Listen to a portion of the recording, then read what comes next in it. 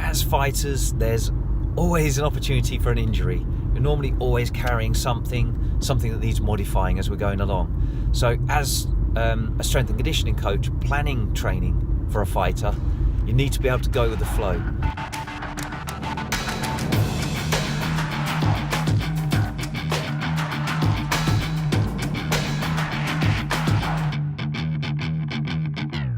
You can have a nicely laid out program between one fight and the next that works through all the blocks of training, but it needs to be individualized. There'll be certain aspects that we can or can't do in a block, and you'll need to modify that just on the fly, and it is purely individual.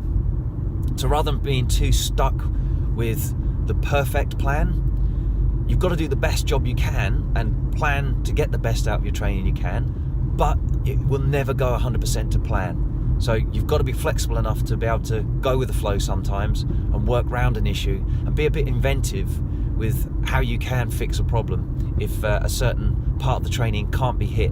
There's usually a way you can get around it, and there's an injured side that you can avoid and work the non-injured side, and you get that neural cross-programming that will go on between one side and the other to maintain the strength and power on the injured side. And changing angles of exercises often works really well as well. So for example, someone who has an injured knee can't do the squatting patterns, but you might find that a real hip dominant lift like a deadlift or a kettlebell swing is fine. If they're doing the movement correctly, it's posterior chain, it's working down the hips, the knees aren't getting the load. So they can still work on some lower body power development and maintenance while avoiding loading up the knee so that recovers.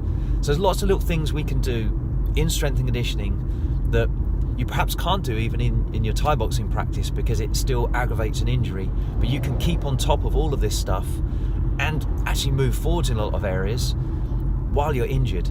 But the other big thing is that our supplemental training, our strength and conditioning, allows us to kind of offset a lot of the issues that you would be building up, filling those gaps and making sure that that injury is less likely to happen in the first place. So injury prevention is very much top of the tree for your strength and conditioning training too.